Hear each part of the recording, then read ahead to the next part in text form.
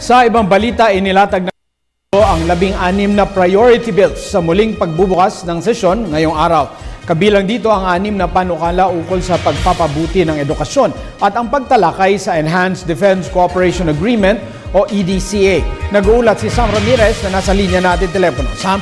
Magandang gabi sa inyo, Attorney Mark. Matapos ang mahigit isang buwan na bakasyon, balik sesyon na ang Senado.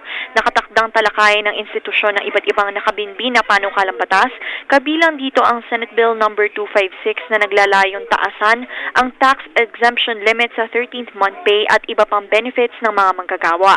Kasama rin sa mga tatalakayin ang panukalang batas na naglalayong babalaan ng publiko hinggil sa masamang epekto ng paninigarilyo sa pamamagitan ng paglalagay ng litrato sa mga pakete ng sigarilyo.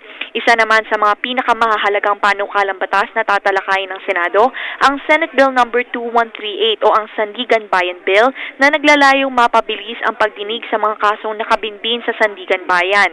Sa kabuuan, may 16 na panukalang batas ang inaasahang uunahin ng Senado sa pagbubukas muli ng sesyon. Kabilang dito ang 6 na Senate sa pagpapabuti ng edukasyon. Taliwas naman sa inaasahan, hindi natuloy ang caucus ng mga senador kung saan tatalakayin sana ang Enhanced Defense Cooperation Agreement o EDCA. Ngunit sa isang panayam, siniguro ni Majority Floor Leader Alan Peter Cayetano na isa ito sa mga top priorities kapag nagpatawag ng caucus si Senate President Franklin Drilon. Samantala, naisa ng isama ng Kongreso ang Bangsamoro Basic Law sa inilabas na listahan ng mga priority bills, ngunit hindi pa nakakapagbigay ang MILF Peace Panel ng kopya sa kanila. Para sa Telebisyon ng Bayan, Sam Ramirez. Maraming salamat, Sam Ramirez.